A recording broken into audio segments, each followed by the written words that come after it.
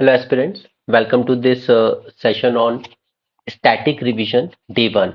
और day one पे आपको टॉपिक दिए गए थे जैनिज्म एंड बुद्धिज्म। ऑलराइट, सो देखिए, बुद्धिज्म पे मैं ऑलरेडी काफ़ी ज़्यादा डिटेल में वीडियोस पहले बना चुका हूँ, जो आपको प्लेलिस्ट में मिल जाएंगे under the heading of ancient religious history. Okay, तो आप बुद्धिज्म वहाँ से देख लीजिएगा, बिकॉज उसमें मैंने बहुत ज़्यादा डिटेल में अलग अलग सेक्ट्स आपके साथ डिस्कस किए थे, क्योंकि यूपीएससी ने पिछले 2-3 साल में काफ़ी इन डेप्थ जाके पूछा है बुद्धिज्म से। ऑलराइट, एंड पहले चलिए एक बार जल्दी जल्दी से ब्रश अप कर लेते हैं पूरा जितना हमने आज तक पढ़ा इन सब में। ये जैनिज्म बुद्धिज्म ये है क्या? दोनों ही हेटेरोडॉक्स सेक्ट्स हैं, क्योंकि हमें इंफॉर्मेशन मिलती है कि around 6th century BC there was a kind of movement was going on.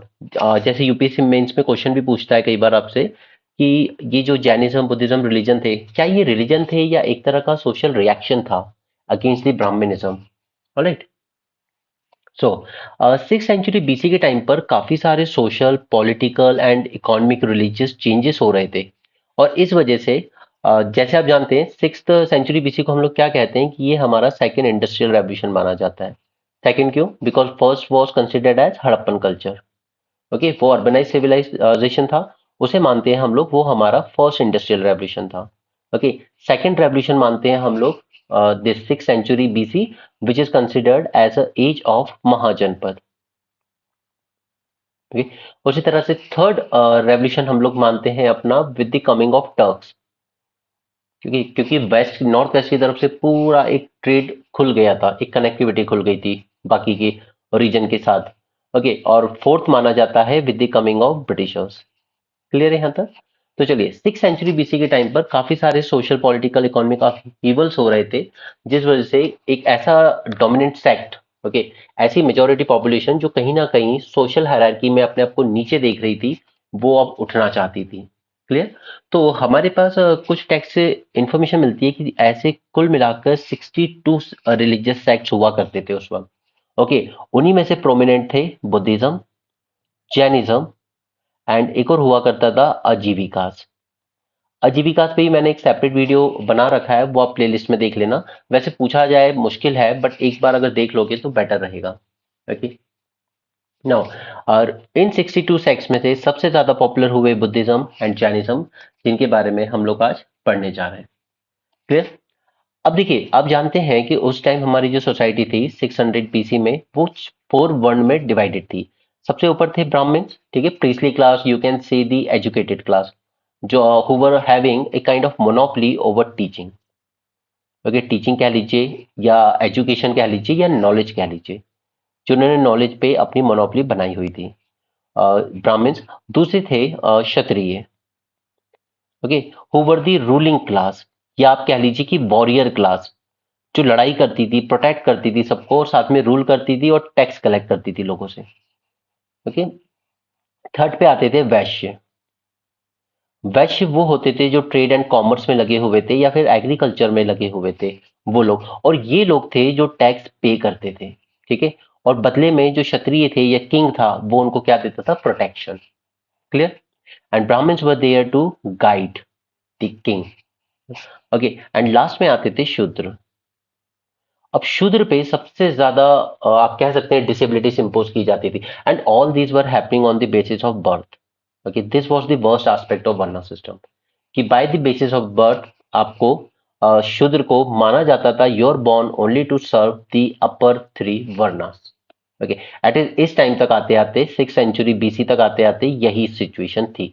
उसके पहले जब अर्ली वैदिक एज में वर्ना सिस्टम स्टैब्लिश किया गया था, तो it was more on basis of your the work you are performing. Okay, if you're interested in education, you will be called a Brahmin no matter what your father does.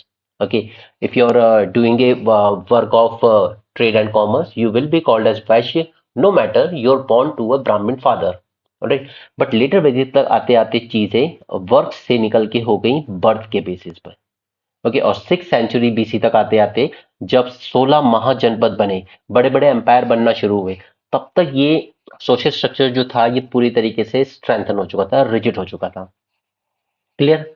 अब 6th century में आते आते जब ये एक तरह से हम इंडस्ट्रियल रेवोल्यूशन सॉर्ट ऑफ चीजें देख रहे हैं, ठीक है, बड़े बड़े महाजनपद इमर्ज हो रहे हैं, तो क्षत्रिय वांटेड कि why we are considered as second category, okay, why Brahmin are at the first and we are at the second. और अब आप देखिए कि बुद्धिज्म और जैनिज्म के दोनों जो है, Mahavir and Buddha, they both belong to Kshatriya clan. Okay, यहां से एक रिएक्शन आ रहा था towards the Brahmin supremacy. Similarly Vaishya, trade and commerce काफी फ्लरिश कर रहा था, ओके, इनकम बढ़ रही थी, रिच हो रहे थे वो लोग भी अच्छे खासे रिचुअल्स परफॉर्म करने की कंडीशन में आ गए थे, वो डोनेशन देते थे, बट हायरार्की में they kept at number third. Okay, और इसलिए आप देखेंगे कि सबसे ज्यादा जो मर्चेंट्स थे या वैश्य क्लास थी, उसने बुद्धिज्म और जैनिज्म को बहुत सपोर्ट किया, राइट। एंड फाइनली शूद्र, दे वांटेड समथिंग कि जो हमें इस बर्थ के बेसिस से ऊपर उठने का मौका दे, एक ऐसा रिलीजन जो बहुत ही सिंपल हो और जिसमें सभी के लिए बराबर जगह हो।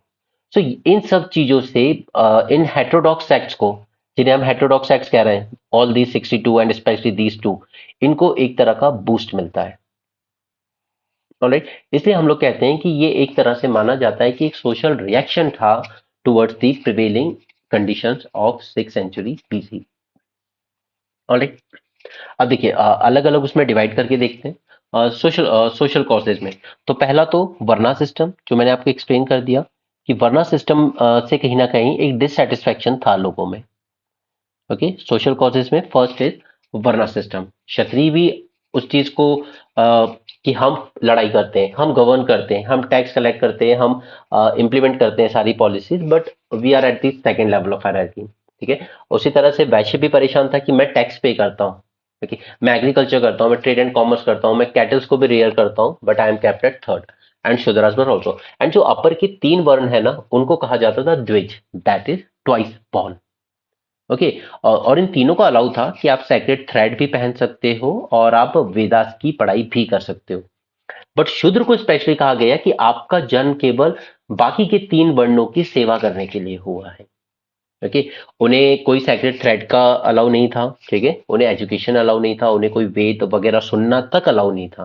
Okay, they were treated as domestic slaves और एग्रीकल्चर स्लेव्स या हायर्ड लेबर कह सकते हो, क्योंकि ये माना जाता था कि नहीं नहीं, जो शूद्र वर्ण में पैदा हुआ है ना, वो बाय बर्थ वो क्रूएल होगा, वो ग्रीडी होगा, वो थीव टाइप की हैबिट्स लेके पैदा हुआ है, इस तरह का परसेप्शन बनाया गया था, ठीक है। नाउ अब इन सब चीजों से क्या हो रहा था, एक सोशल टेंशन जनरेट हो रही थी सोसाइटी में, ठीक है। राजा अपना स्टेटस बढ़ा रहा था, बड़ा एम्पायर क्रिएट कर रहा था, धीरे धीरे महाजनपद बन गए थे। ओके, मर्चेंट क्लास थोड़ी रिच होना शुरू हो गई थी, बट कहीं ना कहीं सोशल डिससेटिस्फैक्शन शुरू हो चुका था उनमें। Next is economic. देखिए महाजनपद या कोई भी इकोनॉमी, जब भी कोई देश बड़ा बनता है ना, तो वो बनता है अपनी इकोनॉमी के बेसिस पर। यूएसए अगर सबसे बड़ा मिलिट्री पावर है, तो वो उसकी इकोनॉमी के बेसिस पे बना, ठीक है, सबसे बड़ी इकोनॉमी। चाइना अगर आज एक मिलिट्री पावर की तरह इमर्ज हो रहा है, तो उस पे फाउंडेशन क्या है उसकी, economic power. Alright, so you can say that economic is a precursor to a military power. Right, अब यहाँ पर क्या हुआ, जब आयरन एक्सेस वगैरह यूज होने लगे, तो एग्रीकल्चर एक्सपैंड होना शुरू हो गया, ठीक है, सरप्लस एग्रीकल्चर जनरेट होना शुरू हो गया। अब उस टाइम एग्रीकल्चर के लिए कुछ और तो होता नहीं था, ultimately they all have to depend upon the bulls, right. And bulls को वैदिक प्रीस्ट जो थे वो यूज कर रहे थे इन सैक्रिफाइसेस, सैक्रिफाइस एंड रिचुअल्स में, इनकी बलि देने के लिए। Alright, so this is again A cause कि हमारी जो इकोनॉमी है, पूरी एग्रीकल्चर इकोनॉमी है, वो डिपेंड कर रही है कैटल्स और बुल्स पर, और आप उनकी बलि को प्रमोट कर रहे हो। तो इस वजह से जो कैटल वेल्थ थी वो स्लोली स्लोली डिक्रीज होना शुरू हो गई थी। ओके, तो कहीं ना कहीं लोग ऐसे रिलीजन की तरफ देख रहे थे जो प्रीच कर रहा था अहिंसा की, अहिंसा प्रीच कर रहा था कि इंसान तो छोड़िए, एक जानवर को भी हार्म नहीं करना है हमें। अरे, और अहिंसा प्रीच करने से एक और चीज क्या हो रही थी कि सोसाइटी या इवन राजा के पॉइंट ऑफ व्यू से सोचो, तो वो क्या प्रीच कर रहे हैं, नॉन वायलेंस, जो आगे चल के अशोक करेगा, ठीक है, और नॉन वायलेंस। और जब भी देखिए एक सोसाइटी में स्टेबिलिटी बहुत जरूरी होती है for flourishing of trade and commerce, right. अगर आज वर्ल्ड ओवर ऑर्डर बिगड़ने लगे तो सबसे ज्यादा नुकसान किसको होगा? वर्ल्ड ट्रेड को होगा, ट्रेड नहीं हो पाएगा। उसी तरीके से उस टाइम अगर महाजनपद आपस में लड़ाइयां करते रहेंगे, लड़ाई चलती रहेगी, तो जो ट्रेड एंड कॉमर्स था, इधर से उधर सामान ले जाना, वो मुश्किल हो जाएगा। और इम्पैक्ट किस पे होगा? अल्टीमेटली आपकी पूरी जो क्लास थी, चाहे वो रूलिंग क्लास हो जो टैक्स ले रही है, या जो वर्किंग क्लास हो जो टैक्स पे करे, वो सब कुछ डिक्रीज हो जाएगा और आपका जो एम्पायर बिल्ड हो रहा है वो गिरने लगेगा। ठीक है। तो अहिंसा एक कंसेप्ट था जिसे सबसे ज्यादा अट्रैक्ट किया था। ठीक है। तो आप अहिंसा को सोशल कंटेक्स्ट में देखिए, आप इकोनॉमिक कंटेक्स्ट में देखिए। ठीक है। एग्रीकल्चर इकोनॉमी चलानी है बुल्स और कैटल्स की दम पर। ओके। ट्रेड एंड कॉमर्स चलाना है नॉन वायलेंस, यानी कि पीसफुल, पहले पीसफुल एनवायरनमेंट तो दीजिए, तब तो कोई ट्रेड एंड कॉमर्स ग्रो हो पाएगा ना। राइट। इसके बाद नेक्स्ट वॉज, अच्छा पहले तो यहाँ पे ना एक टर्म आ जाता है इसी में, सेठी, सेठी करके। ठीक है। सेठी ये कुछ नहीं, ये व्यापारियों के लिए एक टर्म यूज किया जाता है जो ट्रेड एंड कॉमर्स वगैरह में इंडल्ज हुआ करते थे। ठीक है। और इकोनॉमी में एक और आ जाता है कि ये जो सेठी होते थे ना, अब इनका पैसा तो काफी है और ये पैसे को देना चाहते थे इंटरेस्ट पे, दैट इज यूसुरी। ठीक है, ब्याज पर। बट धर्मशास्त्र जो थे, धर्मशास्त्र जो लिखे गए थे वो कहते थे कि ब्याज पे पैसा देना इज ए सिन। तो again this was the third reason कि क्यों लोग अपनी इकोनॉमिकली भी ऐसे रीजन के लिए ढूंढ रहे थे जो इस चीज को गलत ना मानता हो, जो ये धर्मशास्त्र वाली बात को मर्चेंट्स वगैरह एक्सेप्ट नहीं करना चाह रहे थे। पैसा पड़ा हुआ है किस काम का? कम से कम उसे अगर इंटरेस्ट भी देंगे तो वो इकोनॉमी में घूमेगा तो ना, एटलीस्ट कुछ तो बेटर रिटर्न देगा। उसके अलावा एक फोर्थ क्लास भी थी जो ये मानती थी कि यार हमने तो वो दौर देखा है जब सब बराबर थे। बट ये 6th सेंचुरी तक आते आते इनइक्वालिटी बढ़ना शुरू हो गई थी सोसाइटी में। ओके। कुछ लोग रिच हुए जा रहे थे, कुछ लोग पुअर हुए जा रहे थे।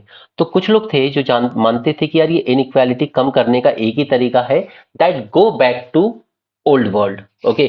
That means go back to primitive sort of life. और जैनिज्म बुद्धिज्म की क्या प्रीच कर रहे हैं? They are preaching asceticism. ठीक है, एकदम सिंपल लिविंग, बिल्कुल सिंपल। जितना जरूरत है बस उतना ही लो, उतना ही अपने पास रखो, बाकी कोई एक्स्ट्रा नहीं। So there were several economic factors जिन्होंने इस हेटेरोडॉक्स सेक्ट को बूस्ट दिया। क्लियर।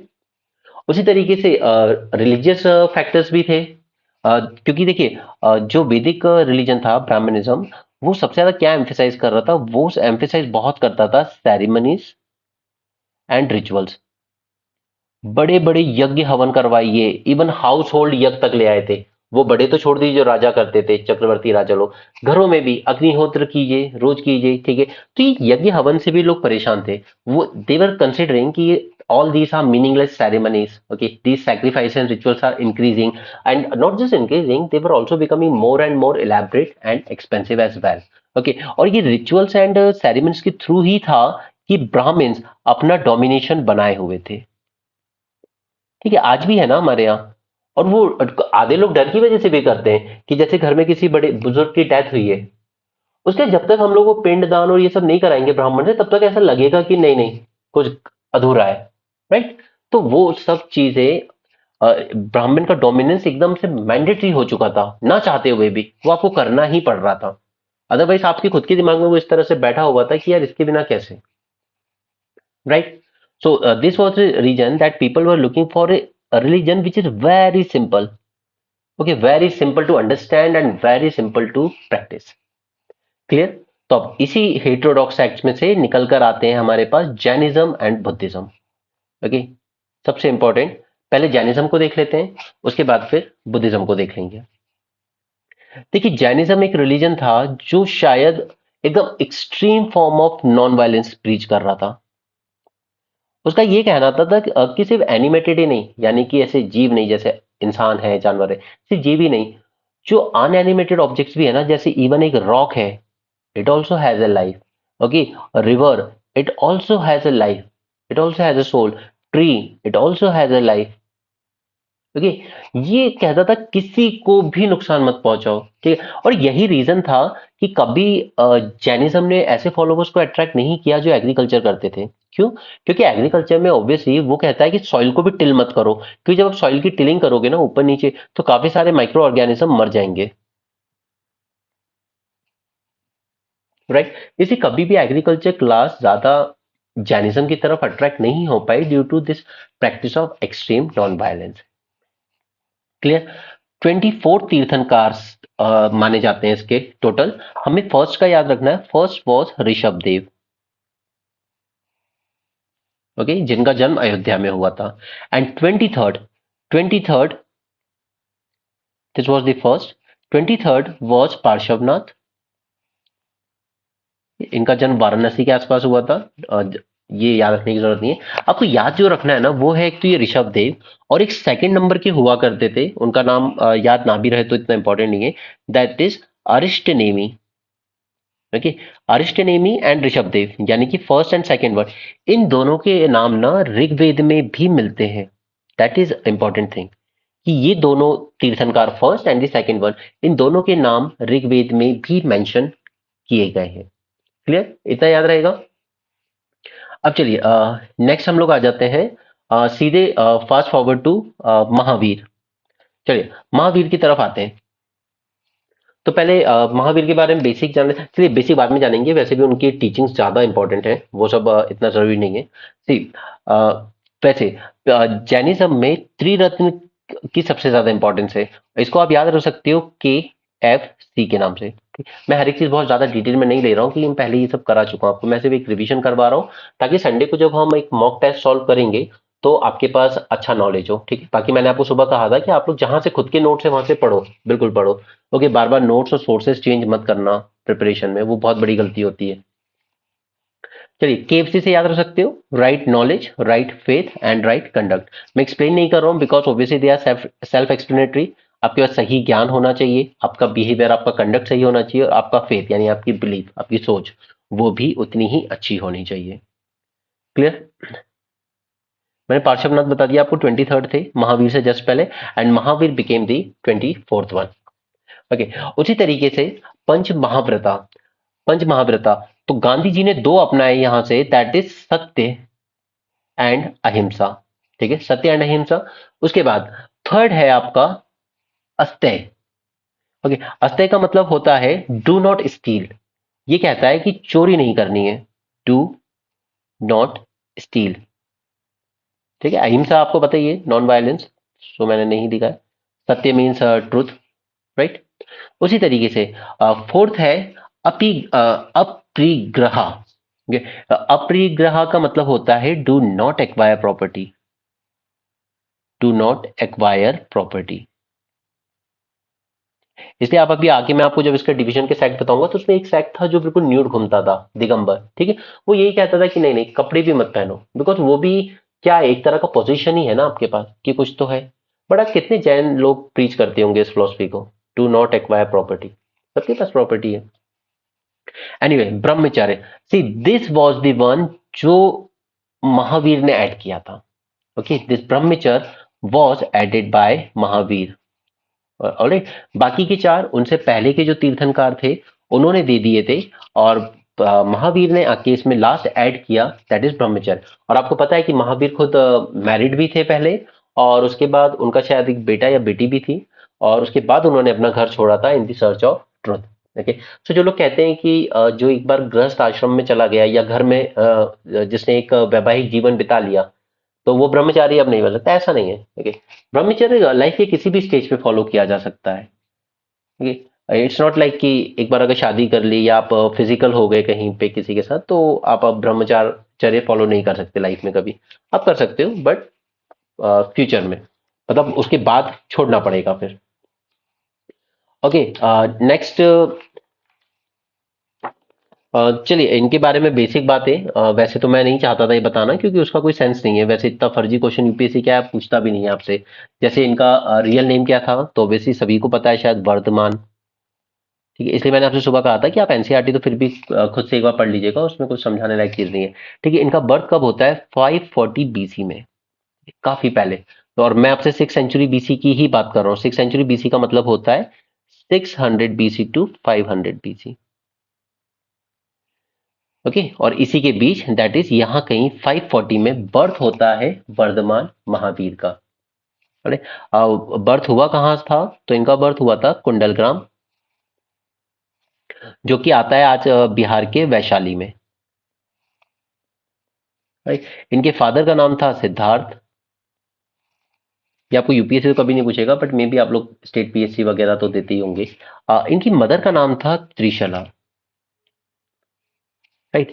एंड ये राजकुमारी थी लिच्छवी की। लिच्छवी की। Okay. And important thing is that she was Trishala, she was sister of Chetak. And इस चेतक की जो डॉटर थी, ध्यान से देखिएगा, ठीक है, इस चेतक की जो डॉटर थी, she was married to Bimbisara. ठीक है, that one of the greatest king of Magadha. ठीक है, तो आप कह सकते हो कि त्रिशला इनकी मदर, यानी कि अब जब यहां पे महावीर पैदा होंगे, ठीक है, तो Mahavir was somehow indirectly related to Bimbisara, that is ruler of Magadha. Okay, and all these people are kshatriya. Clear? अब आपको समझ में आ रही है पिक्चर पूरी? नाउ ये किस एज में मॉन्क बने? तो ये मॉन्क बनते हैं 30 की एज में। इनकी वाइफ का नाम रहता है यशोदा। ठीक है, और इनकी एक डॉटर भी होती है, और फिर इनके एक सन इन लॉ भी आएंगे, जमाली, बट इतना ये सब बेसिक जानने की जरूरत नहीं है। ओके। नाउ एनलाइटन इनको जहां मिला था ना, उस रिवर का नाम जरूरी है, दैट इज रिवर रिजुपालिका। ठीक है, और and he got the enlightenment under a sal tree. ठीक है, एट द एज ऑफ 42। और घर कब छोड़ा? 30 में, यानी कि 12 साल लगे उन्हें भी ज्ञान की प्राप्ति के लिए। ठीक है, इनके एक कंपेनियन हुआ करते थे, दैट इज गोसला मक्खली पुत्र। गोसला मक्खली पुत्र, ये इनके कंपेनियन हुआ करते थे। ओके। फाइनली फिर इनकी डेथ हो जाती है इन अराउंड 468 बीसी। ठीक है, और राजगृह के पास। फिर तो ये हमने इनके बेसिक जान लिया महावीर के बारे में। ठीक है, हमने 5 प्रिंसिपल्स जान लिए। अब 2 टर्म और आते हैं आपके एग्जाम में। एक है महाव्रता। महाव्रता, मैं इसको थोड़ा सा बोल्ड कर लेता हूं।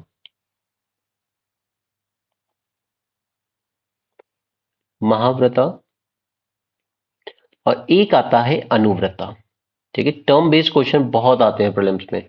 महाव्रता, देखिए, महाव्रता वो होते हैं जो रूल्स, या आप कह लीजिए vows, the vows followed by monks. Okay, और अनुव्रता भी वोज ही होते हैं, but these were followed by, you can say, common people और those who are living in life of householder. ठीक है, महाव्रता एंड अनुव्रता, सो ये याद रखिएगा।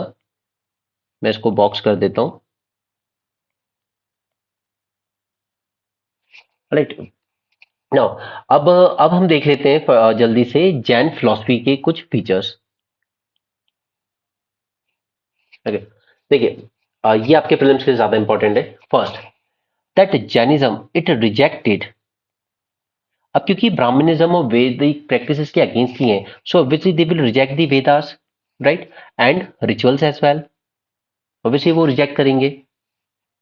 और क्या बोल रहे हैं ये लोगों को कि एकदम ऑस्टियर, एकदम सिंपल लाइफ जीने की कोशिश कीजिए। ऑस्टियर एंड सिंपल लाइफ को एडवोकेट कर रहे हैं। Okay, and important thing is they did not believe in existence of God. अब देखिए, ये ऐसा कुछ पॉइंट है जो एग्जाम में किस वे में आता है, आपको उस पर डिपेंड करता है। दिस साइड की देखिए, हम गॉड के एग्जिस्टेंस में बिलीव नहीं करते, but even even if god is there, even if god is there, it is below Jinas. Okay, Jina, यानी कि जो जिन्ना है, उनसे नीचे आएंगे अगर गॉड होते भी है तो। सबसे सुप्रीम इनके लिए जिन, यानी कि जिन्होंने कैवल्य प्राप्त कर लिया, और उसके नीचे आएंगे अगर गॉड है तो भी। Okay, so you can say that god is lower to Jina. Clear?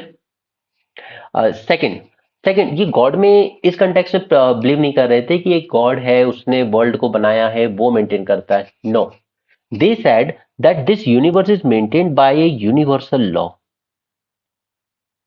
Okay, ये पूरा जो वर्ल्ड है it is maintained by universal law, there is no one like god who is maintaining all this.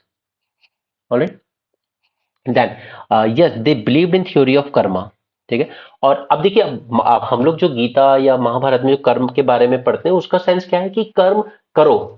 Okay, वो आपका काम है जिंदगी में, वही करने आए हो आप धरती पर। बट जैनिज्म कर्म को किस वे में देख रहा है, वो कह रहा है कि नहीं नहीं, ये कर्म आपके इकट्ठे होते जाते हैं ना, इसलिए आप ये साइकिल में फंस जाते हो, birth and death, birth and death. Okay, you have to get rid of this karma, तब आपकी सोल आजाद होगी इस चीज से। Okay, this karma is the reason that you're stuck in this cycle of life and death.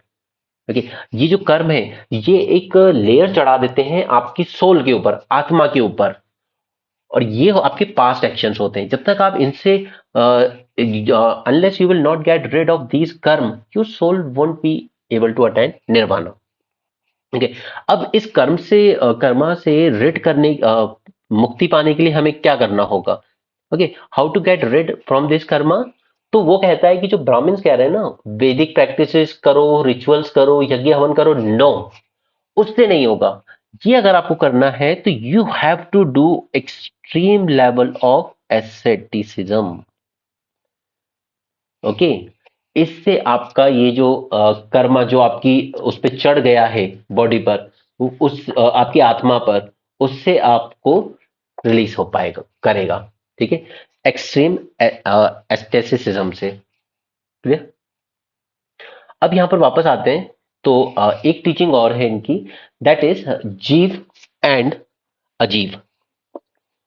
C, what is happening is, जीव, जीव को ये इसको हम कहते हैं फिलोसफी ऑफ ड्वेलिज्म। ठीक है, इनका मानना है कि जो ह्यूमन पर्सनैलिटी होती है ना, it has two elements, jiva that is soul and ajiva that is matter. Soul इनके according it can be, it is infinite in number and have a varying capacity, अलग अलग कैपेसिटी, लाइक नॉलेज, पावर या joy. Okay, so in short you can say that this jiva या soul, this is consciousness, something that has consciousness या something that has power of bliss. Ajiva, ajiva यानी कि matter. Okay, जैसे कि हम लोग बात करते हैं मैटर, स्पेस या मोशन। ठीक है, rest, time. Okay, these all things are considered as ajeeb, and what he was preaching is that this ajeeb is indestructible, इसको डिस्ट्रॉय नहीं किया जा सकता। सॉरी, उल्टा हो गया, आई एम सॉरी, या सॉरी, अजीब। ओके, दिस अजीब इज डिस्ट्रक्टिबल वाइल दिस जीव दैट इज सोल, आत्मा, आत्मा को नहीं मारा जा सकता, दिस इज इनडिस्ट्रक्टिबल। राइट, और इस आत्मा के थ्रू यानी सोल के थ्रू ही आपको क्या मिल सकता है? साल्वेशन। राइट, और जब ये दोनों आपस में मिलती हैं, सोल एंड मैटर, जीव एंड अजीव, जब ये दोनों मिलती है ना, तभी जाकर होता है ये सब, जिसको हम कहते हैं बर्थ। ओके, बर्थ या डेथ या जो भी लाइफ के एक्सपीरियंसेस है, वो तभी होते हैं। Alright, so you can say that these energies are already the energies that are already created could be destroyed by course of discipline, that is salvation।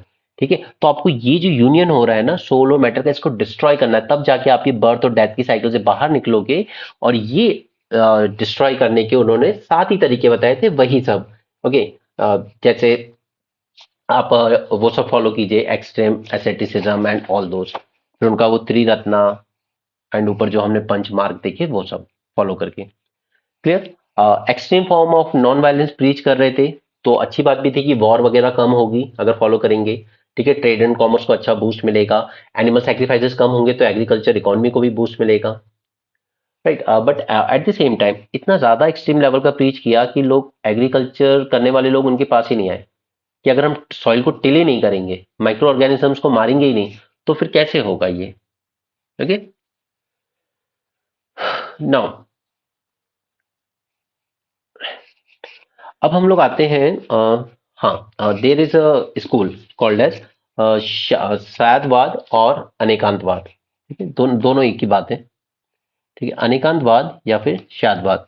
अब देखिए, अनेकांतवाद क्या कह रहा है कि जो ट्रुथ है, सच है, ठीक है, ट्रुथ को हम लोग कई एंगल से देख सकते हैं, अलग अलग एंगल से। Okay, so what it is actually saying is that the reality has an infinite number of attributes. Okay, आप अपनी नजर से जो देख रहे हो वो आपको सच लग रहा है, मैं किसी और नजर से देख रहा हूँ और मैं भी सच ही देख रहा हूँ। ओके, इसलिए उन्होंने उस चीज को कहा Anekantavada. But at the same time उन्होंने ये भी कहा कि देखिए, कुछ भी यहाँ पर एब्सोल्यूट नहीं है। ठीक है, कुछ भी एब्सोल्यूट नहीं है। इसीलिए हम सभी को, क्योंकि उनका ये मानना था कि जो सच है, ट्रुथ, ठीक है, ट्रुथ को हमेशा 7 तरीकों से देखा जा सकता है, या 7 मोड्स ऑफ प्रेडिक्शन है सच को जानने के। उसी को वो कहते थे सप्तभंगी। ठीक है, सप्त यानी 7 ways to know the truth. Okay, कुछ भी एब्सोल्यूट नहीं है, और एब्सोल्यूट नहीं है इसलिए इसके पहले हमें शाद वर्ड यूज करना चाहिए। राइट, तो आप कह सकते हो कि ये जो शादवाद वाली जो फिलॉसफी थी ना, ये कहीं ना कहीं काफी क्लोज जा रही है, जो मैंने आपको एक लेक्चर और दिया हुआ है हेटेरोडॉक्स सेक्ट्स पे, जिसमें हमने एक फिलॉसफी देखी थी, सांख्य सिस्टम ऑफ फिलॉसफी या सांख्य स्कूल ऑफ फिलॉसफी। उससे काफी रिजेंबल करती है शादवाद वाली फिलॉसफी। ओके, नाउ तो हमने अनेकांतवाद स्कूल देख लिया, ये देख लिया। इसके बाद एक और स्कूल आता है, दैट इज कॉल्ड एज न्यायवाद। देखिए, मैं इतना डिटेल में इसलिए ले जा रहा हूँ क्योंकि यूपीएससी का प्रीलिम्स अब बहुत वेग हो गया है यार। अगर आपने एंशिएंट और मिडाइवल हैंडल कर लिया ना, तो आप आराम से पेपर निकाल ले जाओगे। बिकॉज देखिए, पॉलिटी के क्वेश्चन लगभग सभी सही कर लेते हैं, इकोनॉमी के क्वेश्चंस पूरे करंट अफेयर बेस्ड आते हैं, आप इजीली हैंडल कर लेंगे अगर आपने करंट अफेयर तैयार किया है। और बाकी करंट अफेयर के क्वेश्चन साइंस टेक एनवायरमेंट के उसी पर बेस्ड आएंगे। सो करंट पे हम ज्यादा वर्क कर रहे हैं अपनी प्रीलिम्स रिवीजन सीरीज में। इसके बाद अगर आपने एंशियंट मिडाइवल का वेटेज पिछले कुछ सालों में बढ़ा है, स्पेशली मिडाइवल का, अगर आपने ये हैंडल कर लिया ना प्रॉपरली, आधे क्वेश्चन भी सही कर लिए इसमें से, तो वो जो हम लोग जोन कहते हैं ना, 90 टू 100 वाला बैंड, जो हमेशा आपको कंफ्यूजन में रखता है एक महीने की, मेरा होगा कि नहीं होगा, मेंस की तैयारी करूं या नहीं करूं, उस पचड़े में नहीं फंसना है अपन को। एनी हाउ अपन को 110 क्रॉस करना है एंड एकदम बिल्कुल सेफ साइड में 2 दिन का ब्रेक लेके अपनी मेंस की तैयारी में लग जाना है। क्लियर? चलिए, न्यायवाद। अ, ये बस ये कहता है कि हर इंडिविजुअल एक नॉलेज को अपने अकॉर्डिंग समझता है। ओके, अपने खुद के एक पर्टिकुलर पॉइंट ऑफ व्यू से समझता है वो, कि नहीं ये सही है बस। ठीक है, डिवीजन। अच्छा, डिवीजन को और देख लेते हैं, फिर हम बुद्धिज्म पे स्विच करेंगे। ठीक है, डिवीजन क्यों हुआ? होता क्या है कि अराउंड महावीर की डेथ के 200 साल बाद, ठीक है, 200 साल बाद जाके, जब मौर्यन डायनेस्टी स्टैब्लिश हो चुकी थी, चंद्रगुप्त मौर्य भी अपनी लाइफ लगभग एंड करने पे थे। ठीक है, उस टाइम पे वहां पे आ जाता है 12 साल के लिए सूखा पड़ जाता है।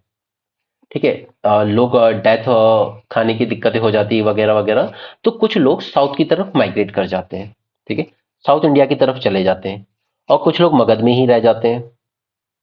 ठीक है, अब मैं यहाँ पे आपको एक वर्ड दे रहा हूँ, BCD। देखिए, बीसीडी क्यों क्यों बीसीडी, यानी यहां पर साउथ की तरफ जो लीडर गए थे ना, वो गए थे under the leadership of Bhadrabahu. क्योंकि बच्चे के एग्जाम में कंफ्यूज हो जाते हैं कौन किसकी लीडरशिप में कहाँ गया था। भद्रबाहु वहां गए थे साउथ में लेकर। ठीक है, और जो यहाँ रुक गए थे वो थे स्थल बाहु। ठीक है, उनकी लीडरशिप में कुछ लोग यहीं पे रुक गए थे। क्लियर? तो भद्रबाहु अपने फॉलोवर्स को लेकर साउथ इंडिया की तरफ चले गए, दैट इज कर्नाटका। ओके, और सी, उनके साथ ही चले गए थे चंद्रगुप्त मौर्य। ठीक है, उन्होंने वहीं जाकर सल्ले खाना परफॉर्म करके अपना शरीर त्यागा था। सल्ले खाना एक प्रैक्टिस होती है जिसमें आप मरने तक भूखे रहते हो। ठीक है, सब कुछ त्याग कर चुके होते हो, बस खाना पीना सब छोड़ के, बस you are waiting for the death. Okay, that is, you can say, death by starvation is called as sallekhana. This is सल्ले खाना। ठीक है, तो चंद्रगुप्त मौर्य ने इस तरीके से अपना शरीर त्यागा था। एंड डी, डी यानी यहाँ के जो फॉलोवर्स गए थे ना, ये कहलाए दिगंबर। दिगंबर क्यों? क्योंकि इन्होंने क्या कहा कि देखिए, ये जो आकाश है ना, दिग यानी आकाश, आसमान। ठीक है, दिस इज आवर क्लोथ्स, आसमान ही हमारे वस्त्र है। इसलिए they practice complete nudity. Clear. अब मगध में जो रह गए थे स्थूल बाहु में, ठीक है, स्थूल बाहु की लीडरशिप में, ये लोग कहलाए श्वेतांबर। श्वेतांबर, श्वेत, श्वेत मीन्स क्या होता है? White. That means these were the people who were wearing white clothes. Clear. तो यहां पे समझ में आया? ओके। दिगंबर एक सेक्ट बन के उभरा। दिगंबर एक sect under leadership of who? Bhadrabahu. ठीक है। They practice nudity. उसी तरीके से यहाँ पे श्वेतांबर जो कि मगध में जो रुके थे अंडर द लीडरशिप ऑफ स्थलबाहु, ठीक है, और देवर वियरिंग दी व्हाइट क्लोथ। ठीक। अब इसके बाद आगे चल के ना कुछ सेंचुरी बाद एक और डिवीजन हुआ। ठीक है। एक और डिवीजन होता है और उसमें से भी दो सेक्ट निकल के आते हैं। सिर्फ नाम भर जान लेना, अगर प्रीलिम्स में कभी स्टेटमेंट आ जाएगा तो you will be able to handle it.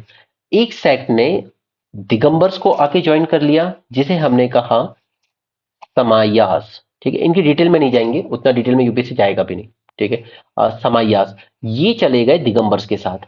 और दूसरा सेक्ट था आपका तेरापंथीज। तेरापंथीज ये चले गए श्वेतांबर्स के साथ। क्लियर? ओके। तो आई होप कि आपको यहां तक सब कुछ समझ में आ गया हो। फाइन। अब चलिए जैन काउंसिल और देख लेते हैं। दो काउंसिल स्टैब्लिश हुए थे, दोनों काउंसिल को देख लेते हैं एक एक करके। फर्स्ट जैन काउंसिल, देखिए फर्स्ट जैन काउंसिल हेल्ड हुआ था पाटलिपुत्रा में। ठीक है, यानी कि आज का पटना। ठीक है, अंडर लीडरशिप ऑफ स्थूल बाहु। क्यों? क्योंकि यही था ना जो वहां रुका था मगध में। दूसरा तो चले ही गए थे साउथ में।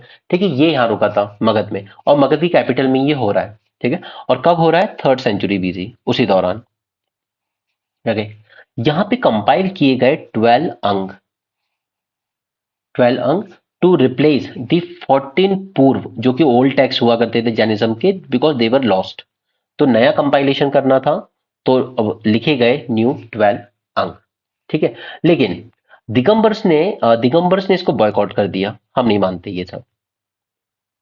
ठीक है, दिगंबर बॉयकॉटेड दिस। तो उन्होंने कहा मत मानो, हमने तो बना लिए। चलिए, इसी के बाद सेकंड आते हैं हम लोग। Second council, second Jain council बहुत लेट होगा, ये 3rd सेंचुरी बीसी में हो रहा है, तो अगला होगा 5th सेंचुरी एडी में। ठीक है, अब आपको पता है कि जैनिज्म हमें जनरली वेस्टर्न इंडिया और थोड़ा सा साउथ इंडिया में देखने को मिलता है। ठीक है, गुजरात में काफी मिल जाएगा आपको, थोड़ा राजस्थान में मिलेगा और कर्नाटका में मिलेगा। श्रवण बेलागोला जहाँ पे बाहुबली गोमतेश्वरा का स्टैचू है, ठीक है, वो भी कर्नाटका में ही है। तो 5th सेंचुरी एडी में गुजरात के वालाभी में सेकंड काउंसिल हेल्ड किया गया अंडर लीडरशिप ऑफ देवर्धी। ठीक है, and this resulted in final compilation of 12 अंग एज वेल एज 12 उपंग। ठीक है, मैं इसको और डिटेल में भी ले सकता हूं, लेकिन जरूरत नहीं है, उतना डिटेल में जानोगे बोर हो जाओगे। ठीक है, और भी टेक्स्ट है, कैनोनिकल नॉन कैनोनिकल टेक्स्ट, लेकिन उतना जानने की जरूरत नहीं है।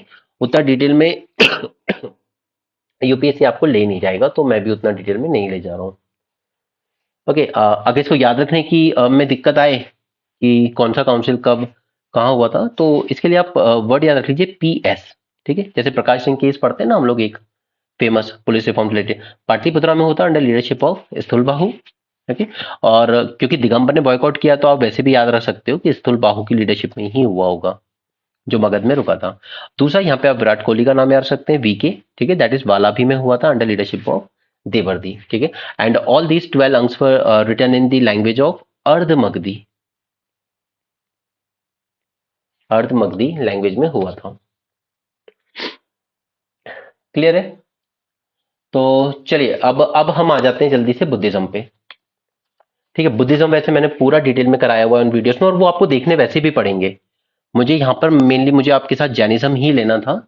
अब मैं इन फैक्टर्स में नहीं जा रहा हूँ, डिक्लाइन जैन। हाँ, जैन लिटरेचर में मुझे आपको कुछ फिलोसफर्स के नाम बताने होंगे, क्योंकि प्रीलिम्स में इस तरह के क्वेश्चन आए हैं पहले, जहां पर कुछ फिलोसफर्स के नाम दिए गए थे आपको, और फिर आपसे पूछा गया था which of these were not a Buddhist philosopher. Okay. तो हाँ, यहाँ पे कुछ चीजें मुझे आपके साथ और डिस्कस करनी पड़ेंगी अभी जैनिज्म में। देखिए जो महावीर थे, इनके ऑब्वियसली कोई डिसिपल्स हुआ करते होंगे, राइट? ठीक है, तो इनके थे 11 डिसिपल्स ऑलमोस्ट, और इन डिसिपल्स को कहा जाता था Gandharas. Clear? First thing, 11 disciples थे जिनको कहा जाता था Gandhara. Gandhara means head of school. अलग अलग स्कूल स्टैब्लिश किए जाएंगे, ठीक है, जैसे आप समझ लीजिए कि उनके मठ, उस तरह से अलग अलग स्कूल के जो हेड होंगे उनको कहते थे गांधार। अब इन 11 में से केवल आर्य सुधर्मन या सुधर्मा, आर्य सुधर्मा, सिर्फ ये एक ऐसे गांधार थे 11 में से जो महावीर की डेथ के बाद तक रहे। बाकी के 10 जो थे वो महावीर से पहले ही डेथ हो चुकी थी उनकी, ठीक है। और क्योंकि ये महावीर के बाद भी जिंदा रहे, तो he came to be known as first Thera, ठीक है। थेरा मतलब होता है चीफ प्रिसेप्टर। क्लियर? नाउ अब आप अजात शत्रु को जानते ही हैं, ठीक है। बिंबिसार, फिर उसका बेटा अजात शत्रु, और फिर उसका बेटा अजात शत्रु का बेटा आता है उदयन, ठीक है। इसने जैनिज्म को पैट्रोनाइज किया था, ठीक है, इसने जैनिज्म को फॉलो किया था। क्लियर? और फिर बाद में आपने देखा चंद्रगुप्त मौर्य ने भी उसी को फॉलो किया। फिर उनका जब पोता अशोक आएगा वो बुद्धिज्म को फॉलो करेगा, राइट? नाउ इसके अलावा और कौन से बड़े किंग थे जिन्होंने जैनिज्म को पैट्रोनाइज किया? तो yes, there was also a king Kharavela, Kharavela, king Kharavela of Kalinga, Kalinga यानी आज का उड़ीसा, ठीक है। उसने भी काफी पैट्रोनाइज किया था इसको। उसके अलावा छोटी छोटी डायनेस्टीज भी थी, जैसे गंगा, कदम्बास, चालुक्यास, राष्ट्रकूटा, सभी ने थोड़ा थोड़ा पैट्रोनाइज किया था, ठीक है। अब आपको दो फिलोसफर्स के यहाँ पे नाम याद रखने होंगे। एक जिन सेन, जिन सेन एंड गुणाभद्र, गुणाभद्र, ओके। इन दोनों ने कंपोज की थी अपनी महापुराण, ओके। और किस किस राजा के टाइम पर कंपोज की वो भी जानना इंपॉर्टेंट है। During the time of king Amoghavarsha, अमोघ वर्ष, क्लियर। और ये अमोघ वर्ष वही है जिन्होंने खुद भी एक जैन वर्क लिखा लिखा है, दैट इज कॉल्ड एज रत्न मालिका, ठीक है। ये बस यही सब थोड़ी सी बातें थी जो बताना जरूरी थी आपको, क्योंकि एग्जाम में ये चीजें परेशान करेंगी। जिनसैन, गुणाभद्र, ठीक है, these were Jain philosophers, okay. इन्होंने जैनिज्म पे किताबें लिखी हैं। ये बातें याद रखिएगा कि पहले बुद्धिज्म से क्वेश्चन पूछे गए इस तरह के उनके फिलोसफर्स राइटर्स पे, तो जैनिज्म पे भी पूछे जा सकते हैं, कोई बड़ी बात नहीं है। क्लियर? और व्हाट एल्स, और क्या जानना चाहिए हमें इसके बारे में? तो हाँ, एक आध दो राइटर्स के नाम और जान लेते हैं जो थोड़े से इंपॉर्टेंट हैं, सारे तो नहीं। अच्छा, केव्स वगैरह के बारे में तो आप जानते ही होंगे, जैसे हाथी गुम्फा केव्स, हाथी गुम्फा, ठीक है। ये कहाँ है? उड़ीसा में ही है, किंग खराबेल ने बनवाई थी। उसके बाद खांडगिरी केव्स, खांडगिरी केव्स ये भी उड़ीसा में है। उदयगिरी केव्स, ठीक है, ये भी वहीं पर है, ठीक है। तो ये जैनिज्म से रिलेटेड है। उसके अलावा इलोरा केव्स महाराष्ट्र वाली फेमस, उसमें भी जैनिज्म की काफी इंफॉर्मेशन मिलती है हमें। चलिए, ओके। नाउ इसके अलावा अब देखिए, जैनिज्म में और इम्पोर्टेंट कमेंटेटर्स जो हैं उनमें कुछ नाम और जरूरी हैं, बस एक बार नजर डाल लो। कभी आ गया क्वेश्चन तो कई बार तीन चार नाम देता है, ठीक है। जैसे 2022 में दिया था एक राइटर का नाम, प्ले राइट पूछा था उसने कि ये तीनों में क्या कॉमन है, तो they all were play writers, उस तरह से। तो यहाँ पे बस थोड़े से नाम एक बार जान लो। That is famous was Haribhadra, Haribhadra, ये 9th सेंचुरी ईडी में आए थे, हरिभद्र, ठीक है। उसी तरह शांति, शांति सूरी, देवेंद्र गणी, राइट। देन इसके अलावा हमें काफी सारे सेमी हिस्टोरिकल वर्क्स मिलते हैं, जैसे दो इंपॉर्टेंट हैं बस इसमें। प्रबंध चिंतामणि, प्रबंध चिंतामणि, ठीक है। ये किसने लिखा था? ये लिखा था मेरुतुंग ने, ठीक है, इसका नाम याद रखिएगा। और लास्टली लास्टली याद रखिएगा बस एक पद्म पुराण, पद्म पुराण बाय विमल सूरी। ठीक है, और जो मैंने आपको पीछे एक नाम बताया था जिनसेन का, जिनासेन, ही रोट हरि वामशा पुराण। ठीक है, बस ये 3 नाम ऐड कर लीजिए अपने नोट्स में, इतने में आपका काम हो जाएगा। ठीक है, ये 3 नाम अच्छे से नोट डाउन कर लीजिए। Okay, Merutunga, Vimal Suri and Jina Singh. ठीक है, इन्होंने क्या लिखी, प्रबंध चिंतामणि। और विमल सूरी ने लिखी पद्म पुराण एंड जिन सेन ने लिखी हरि वामशा पुराण। क्लियर? तो दैट्स ऑल अबाउट जैनिज्म। चलिए अब जल्दी से बुद्धिज्म देख लेते हैं। बुद्धिज्म में आपको कम चीजें ही बताऊंगा क्योंकि वो ऑलरेडी उसके लिए काफी सारे वीडियोस बने हुए हैं पहले से। तो मैं आपके साथ सिर्फ यहाँ पे काउंसिल डिस्कस करूंगा। ठीक, क्योंकि मुझे आपको इसके साथ ट्रिक्स देनी है ताकि आप बेटर याद रख सकें। वैसे मैंने उसमें भी करवाया है आपको, first council, second Buddhist council, third Buddhist council and fourth Buddhist council.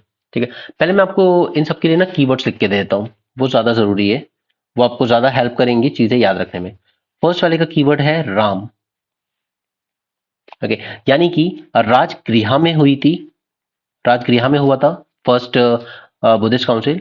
Okay, petro उसके बाद पेट्रोनाइज कौन कर रहा था, ए फॉर अजात शत्रु, अजात शत्रु was patronising it. And head कौन कर रहा था, इसका प्रेसिडेंट कौन था इस काउंसिल का, तो वो था एम फॉर महाकश्यप, महाकश्यपा। ठीक है, इसमें इंपॉर्टेंट चीज क्या हुई है इस काउंसिल में, तो इंपॉर्टेंट चीज ये हुई थी कि यहाँ पर हम 3 कैनोनिकल टेक्स्ट मानते हैं, विनय पिटाका, सुत्त पिटाका एंड अभिधम पिटाका। तो यहाँ पे विनय पिटाका टेक्स्ट कंपाइल किया गया बाय उपाली। ठीक है, इसको आप याद रख सकते हो, वी मैचिंग विथ यू। ठीक है, विनय पिटाका बाय उपाली। और उसी तरीके से सुत्त पिटाका बाय आनंद। ठीक है, यहाँ पे मैं से आपको फास्ट फॉरवर्ड दे रहा हूँ, डिटेल देखनी हो ये सब टैक्स क्या है क्या नहीं, तो वो उस वीडियोस के थ्रू देख लेना। 4 या 5 वीडियो होंगे बट वो आपका बुद्धिज्म 110% कंप्लीट कर देगा, उसके बाद कुछ और जानने को नहीं रह जाएगा। सेकंड बुद्धिस्ट काउंसिल, इसके लिए याद रखिएगा वर्ड विस्की। ठीक है, वी फॉर यानी कि वैशाली में हुआ था सेकंड काउंसिल। उसके बाद हेडेड बाय, प्रेसिडेंट कौन था इसका, तो सभा कमी, एज फॉर सभा कमी। एंड पेट्रोनाइज कौन से किंग कर रहे थे, तो काल अशोक। ठीक है, सम्राट अशोक नहीं, काल अशोक, ये दूसरे थे अलग डायनेस्टी से। ठीक है, यहाँ पर थोड़े से डिस्प्यूट हो गए थे आपस में, ये सब चीजें मैंने आपस में पहले उसमें डिस्कस की है अलग वीडियोस में। तो यहाँ पे डिस्प्यूट की वजह से डिवीजन हो गया था बुद्धिज्म में भी। तो 2 स्कूल बन गए, दैट इज स्थाविरवादिन्स, स्थाविरवादिन्स, और दूसरा महासंघिकास। ठीक है, वो उस वाले डिवीजन पे अभी मत आओ। ठीक है, वो जो डिवीजन होगा ना वो बाद में होगा फोर्थ काउंसिल के बाद। ठीक है, तो सेकंड काउंसिल विस्की वर्ड से याद रख सकते हो। थर्ड काउंसिल, थर्ड काउंसिल को आप याद रखिए टैप से, TAP, टैप। ओके, यानी कि टी फॉर टिस्सा, मोगालीपुर टिस्सा। ठीक है, he was heading it. A for Ashok, Ashok was patronising this. And president कौन थे इसके, सॉरी प्रेसिडेंट तो यही है टिस्सा। और ये हो कहां पे रहा था, तो ये हो रहा था वापस से पाटलिपुत्रा में। क्लियर? तो यहां पर इसमें से निकल के आता है third scripture, that is Abhidhamma Pitaka, Abhidhamma Pitaka. First वाले में से 2 निकल के आ गए थे। ठीक है, विनय पिटाका एंड सुत्त पिटाका, और यहां पर अभिधम पिटाका थर्ड काउंसिल में लिखा गया। क्लियर? इसके बाद फोर्थ वाला आता है आपका, इसके लिए याद रखिएगा कृषि विकास केंद्र। ठीक है, KVK। ठीक है, के यानी कि कश्मीर के कुंडल वन में हो रहा है। We headed by Vasumitra, president इसके जो थे वो वासुमित्र थे। और पैट्रोनाइज कौन से किंग कर रहे थे, तो इसको कर रहे थे किंग कनिष्क। राइट, यहां पर डिवीजन होगा फिर से इनटू हीनयान एंड महायान। ठीक है, महायान एंड हीनयान में डिवीजन हो जाएगा। क्लियर? ये चारों काउंसिल की बात होगी। मगर मैं फिर भी प्लीज आपको इंसिस्ट करूंगा, बुद्धिज्म के वो चारों पांचों शॉर्ट वीडियोस हैं वो देख लेना, 1 घंटा ही लगेगा ज्यादा से ज्यादा। बट उससे बाहर बुद्धिज्म में और कुछ नहीं है फिर। ठीक है, वो आपका पूरा कंप्लीट हो जाएगा। मुझे मेनली इसमें आपके साथ कवर करना था जैनिज्म। ओके, तो ये आपके स्टैटिक डे 1 का रिवीजन पूरा होता है। अब नाउ आपके डे टू में स्टैटिक में आपके टॉपिक रिवीजन है एंड अशोक एंड ओवरऑल दी मौर्यंस। ठीक है, इसको रिवाइज कर लीजिए अच्छे से। और हम मंडे टू फ्राइडे अपने डे जो भी टारगेट्स हैं प्रीलिम्स और करंट दोनों पढ़ते चलेंगे, और संडे को हम लोग करेंगे mock questions practice. Okay, MCQ solve किए जाएंगे, वो you can say kind of mini test, 50 या 100 जितने भी क्वेश्चन हो पाए। क्लियर है guys? So this was just revision. ठीक है, मैं इसी तरीके से आपको जो भी स्टैटिक टॉपिक होंगे उसमें जो इंपॉर्टेंट बातें मुझे आपको बतानी होंगी बता दूंगा। ठीक है, ताकि आप एग्जाम में उस एक्सपीरियंस को यूज कर पाएं जो मैंने इतने साल इस एग्जाम को दिए थे। ओके, ये तीन राइटर के नाम याद जरूर रखिएगा, क्योंकि ये अभी तक नहीं पूछे गए बट पूछे जरूर जाएंगे। मेरुतुंग, विमल सूरी एंड जिनसेन। ठीक है, और ये उनकी कंपोजिशंस। ठीक है, ये तीनों जरूर याद रखिएगा अगर लिटरेचर से कुछ आता है तो। So that's it for this session. Thanks for joining, have a great day and keep learning.